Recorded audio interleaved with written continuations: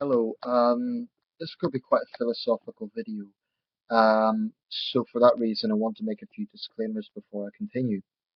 First of all, the issues I'm going to be discussing are reflections I have at the present time, and it may well be that I change my mind about some of these things in the future. And I don't think that's necessarily, in political terms, we say U-turn, but I think on complex matters, there's no shame in changing your mind at some point as you get more information or you reflect on things from a different perspective. I've done it once or twice in my life on a number of important issues, and I think that's part of life. You'd be a bit robotic if you'd never done that. That's the first thing. Um, that some of the views I'm going to express in this video I may reflect on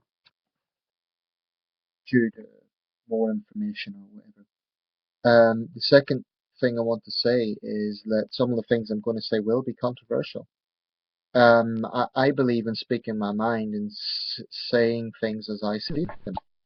So there will be things that people won't agree with in this, and that's fine. I'll try to say these things in as respectful a way as possible. Um, Thirdly, and I guess this sort of ties into the first point, I don't know inside out all the issues, i.e. the issues regarding individuals and organizations and so on I'm going to be talking about, so I don't make any claim that I do.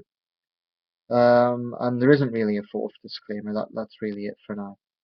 So, well, okay, if there is a fourth disclaimer, it's this. I'm going to be speaking for a while because I do believe there are important issues to discuss and I really can't cover everything in an 8-10 minute video, so it's going to be around about 20 minutes. I'm going to try and make it less than that, but I do want to cover quite a lot. So, today is the designated Peace One Day. It's 21st of September, and this is the day that the United Nations has designated Peace One Day. Now, this concept came about from a British filmmaker, Jeremy Gilley, who, in my opinion, should be a much better recognised individual. He's relatively well known, but he's definitely not a household name, even in this country, and I think that's a little bit unfortunate. Um, the issues I'm going to be talking about somewhat contradict some of his positions, but I still have enormous respect for him based on what I know, based on the things he said, based on the limited information I have about him.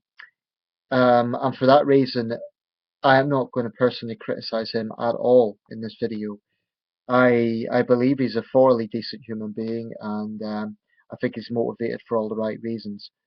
In fact, if he was more famous, he probably would shun the attention. But this man deserves a lot more credit than he gets because he has initiated a very important idea, an idea that has literally saved lives. I'll explain why in a minute.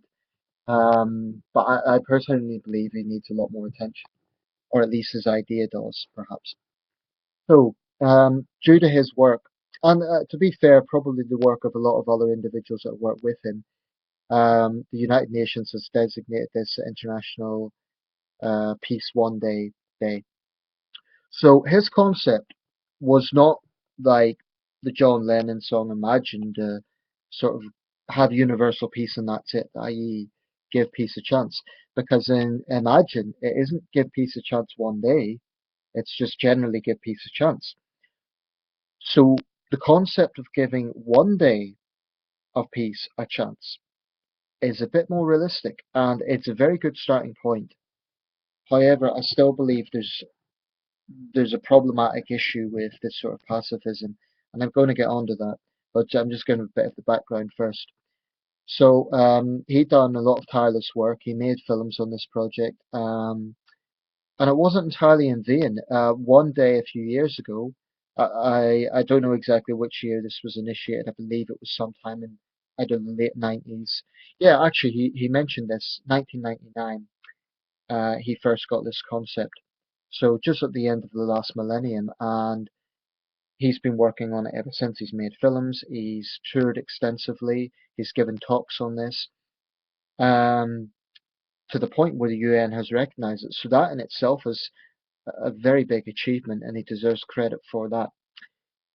Of course, you can never credit just one individual for something like peace, as broad-ranging as something like peace. Um, and it is also, yeah.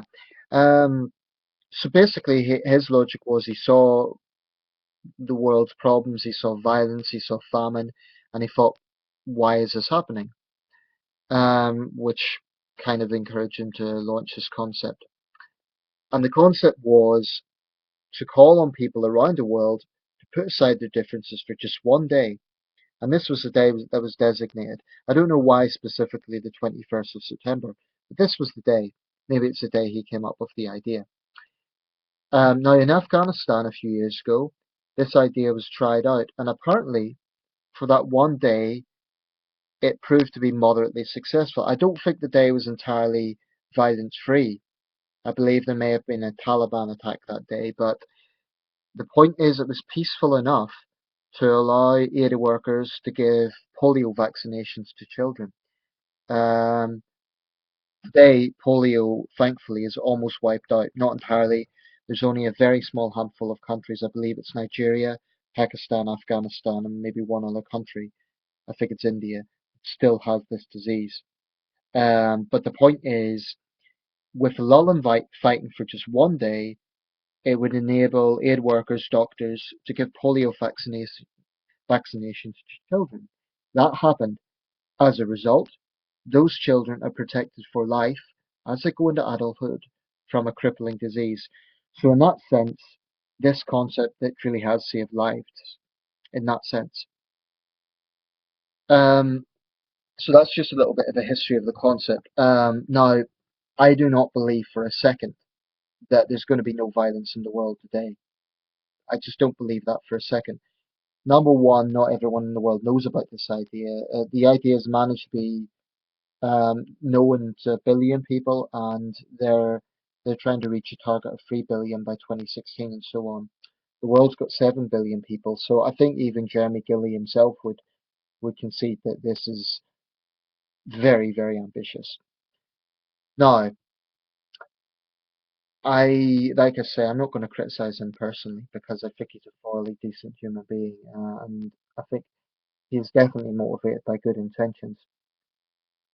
However, and I guess this is where the controversial point comes in, I I think there's a naivety to the concept, and this applies to pacifism in general, actually.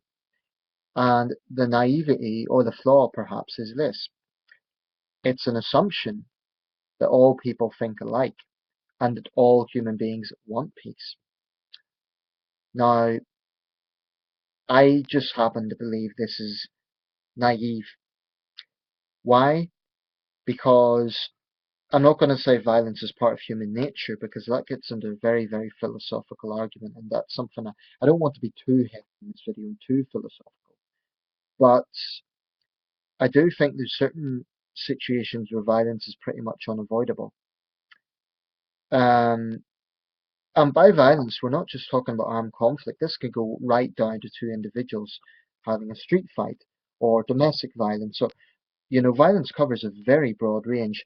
And as one of the video clips pointed out, 98% of violence is in one's own community. So the majority of the world's violence probably isn't in armed conflict. It's in crime, it's in domestic violence, this sort of thing. Homicides and so on. Um, so this assumption seems to be based on the idea, oh, we'll just spread this message, then everybody's going to think alike. Now, I'm afraid to me that just sounds profoundly naive. For one thing, it doesn't address the issue of different cultures.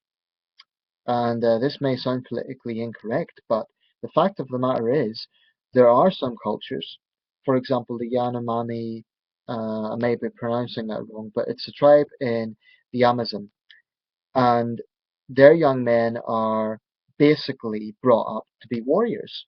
This is part of their culture. It's inbuilt. And I think for a situation like that, it's very difficult to see how a guy or a group of people from developed countries can go in and preach about peace. to a culture that is inbuilt, that has an inbuilt warrior mentality. Um, I mean, that's an internal thing. It's not like they go and have war with other people. That's one point, addressing cultural differences. Number two, sometimes violence is based on irrationality. And I'll cite two examples. If someone's jacked up on drugs, they're not thinking clearly, and say, for example, they use violence to get their their crack or whatever it is. Now, how do you tell someone like that, oh, just give peace a chance? Um, how do you tell a paranoid schizophrenic or someone who has mental health problems? And I know I'm getting into controversial areas here, but I do think it's important to mention. How do you try to preach to someone like that, just give peace a chance, when in actual fact it may be beyond their control. It may be beyond their control. How do you preach to someone who is brainwashed by theocratic extremism? And to give an example, the likes of Islamic State. How do you approach someone like that and tell them, give peace a chance? The other thing about this that have a problem with, or at least have a problem with sounds bad. You know, the problem with this is anybody who sort of raises these questions or shows pessimism is kind of viewed as either a wet blanket or, oh, what's wrong with you? Are you not against war? I mean, the thing is, it's not about being in favor of war. It's about recognizing the complexities of trying to bring about pacifism. It's a simple fact. I mean, one issue I think that pacifists hugely overlook, and I'm saying that I'm trying to be as respectful as possible because I believe it's a very noble mindset. I mean, being against violence is something that, how can anyone criticize that? But I do think there's areas that you cannot ignore. One of them is compromise. If you're saying give peace a chance, inevitably compromise comes into that. You can't avoid that. Therefore, that would indicate, okay, we'll compromise with ISIS. Now, compromising with a theocratic organization that believes in the enslavement of women, that believes in throwing gay people off buildings, etc., etc., where is the moral argument for compromising in those situations? So that's an inherent flaw in pacifism, the assumption that all people are the same. I really have a problem with that sort of thinking because I just think it is naive. Um, so to me, compromising with an organization like ISIS basically means, at least to some extent, caving into their brutal ideology.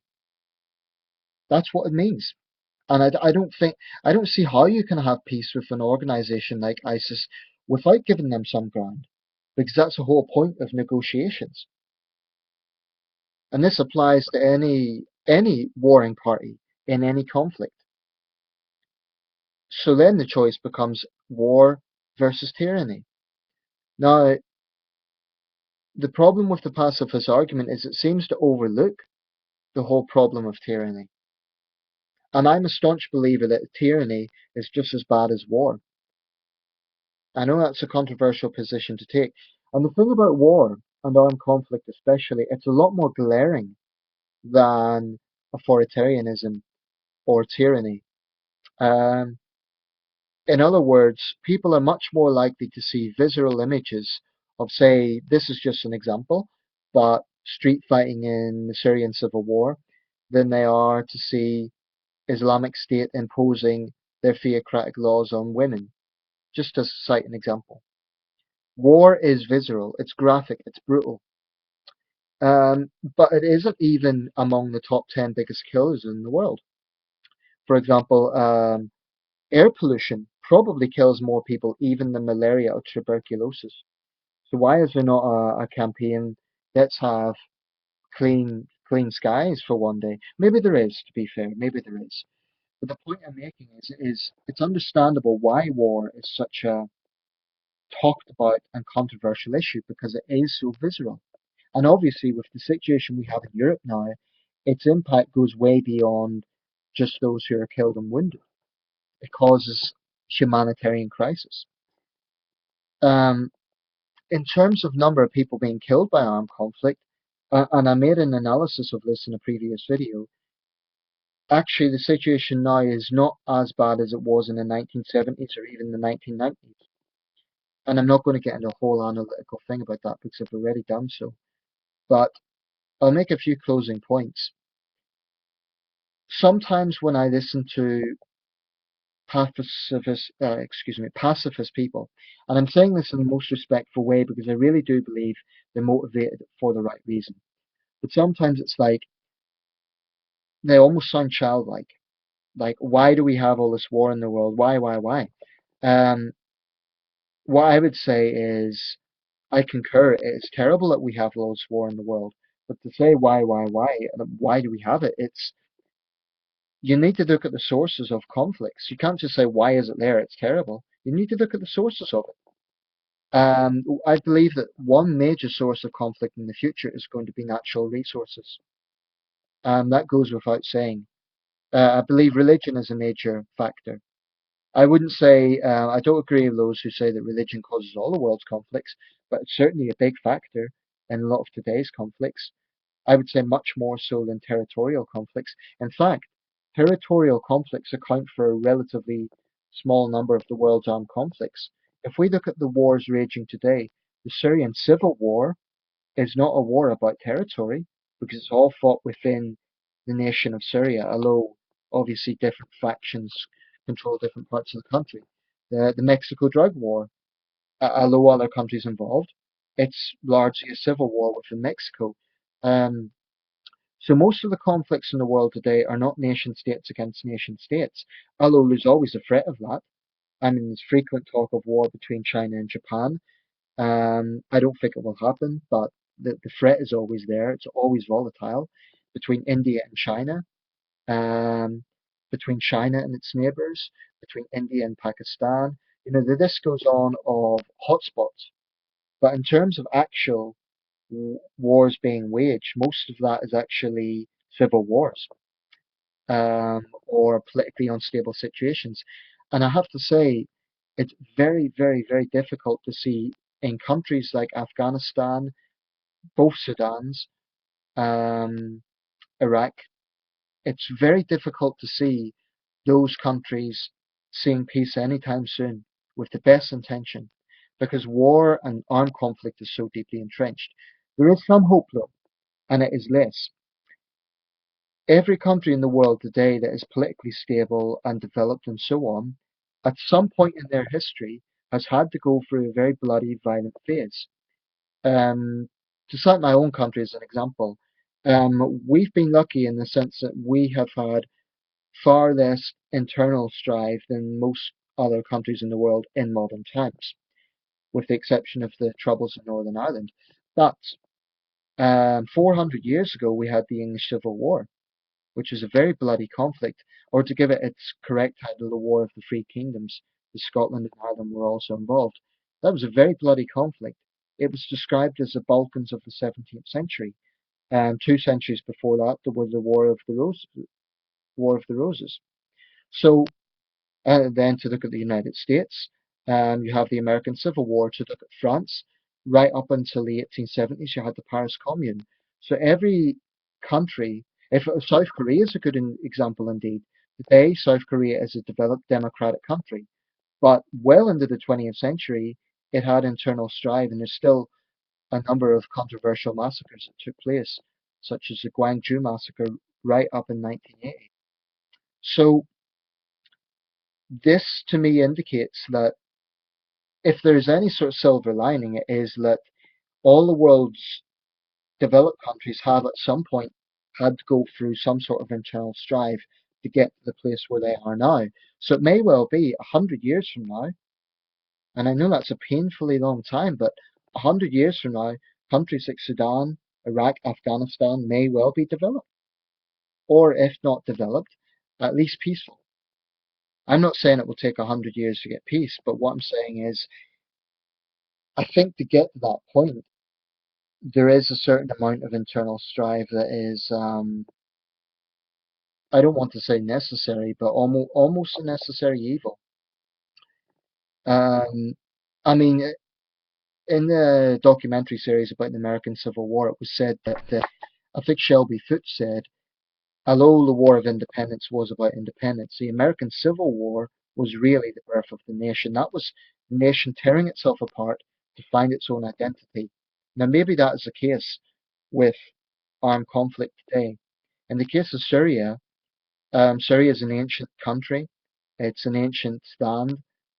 You know, it saw conflict going back to biblical times. So what we're seeing today isn't new. It is probably the worst example, but it's not new. I mean, this is by no means the first time Aleppo and Damascus has seen bloodshed. Um, so the overall message I want to make in this video isn't intended to be pessimistic. It's intended to be realistic. Um, I think the concept of peace for one day is a very, very good idea, and I think that concept in itself can be quite successful.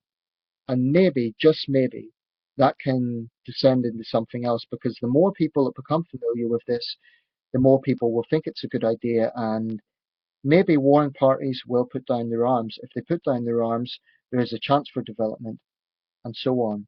But one thing I really, really think that pacifists need to consider is in situations where, for example, one warring party is a totalitarian regime or a theocratic organization or whatever, if they, then what's the price of peace? Because that's the other question. Is it really peace if people are enslaved or if they have no freedom because of their gender, because of their sexual orientation, because of their religion, whatever? Is that really peace? You know, just because there's not bombs going off or, you know, street battles, is that peace? So there's a lot of valid questions to be raised with this. But like I say, I'm not going to criticize Mr. Gilley. I think he's a thoroughly decent man. I think he deserves a lot of respect for his efforts. And I think the concept is a very, very good one. I I'd love to see world peace, but I just think that the Greek philosopher Plato, and I was contemplating using this for my title, is attributed the phrase "only the dead of war." Excuse me, I'm slurring my words a bit tonight because I'm a little bit tired. But only the dead have seen the end of war is attributed to Plato. Now I hate to say it, but I think he may be right. The world today, believe it or not, is less violent than it was in the 1990s or the 1970s. But that doesn't mean that there isn't a risk of war happening. And I believe 10 years from now, there'll still be armed conflicts going on in the world. Because there's a lot of scenarios that could happen. There's border conflicts, there's wars over natural resources, there's a range of reasons. So I don't believe that we'll see the end of war anytime soon. In my lifetime, I'm a young man, I'm 30. It's possible. It is possible.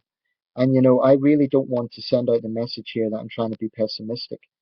I don't want to be pessimistic, but I do want to raise important issues that I really do think need to be reflected on. Anyway, I'm going to give a link to Jeremy Gilley's talk, the TED Talks, which is that sort of concept of sharing ideas. Let me know your thoughts. Do you think that we will see the end of armed conflict? Because this is the thing, even if it's not war we're talking about, there's still crime, violent crime to deal with. There's still drug-related violence. There's still a million different types of violence. There's violence between individuals. So there's a lot of issues to address. I do believe that a lot of good can be done in the world, but I always feel a little bit hesitant to, I'm not going to say not endorse those ideas because of course they're wonderful ideas, but more hesitant at believing them. Um, because something that's based on a utopian idea like world peace is it negates the things that I've mentioned, such as tyranny, such as the fact that 7 billion people are different, different cultures, etc. And it's just naive to say that all cultures want peace. I think that's naive. Because the fact of the matter is there are warlike cultures in this world that are their young men are built on the concept of war. So we'll leave it there. Let me know your thoughts. Um, yeah, and keep it respectful, please. So just a final conclusion. Massive respect to Jeremy Gilley. I think he's a fairly decent man, and I think his idea is a great idea. That is the concept of trying to enact this for one day. But I also think that anyone who's sort of promoting the notion of pacifism needs to reflect on these issues, i.e., is peace at the price of tyranny really peace?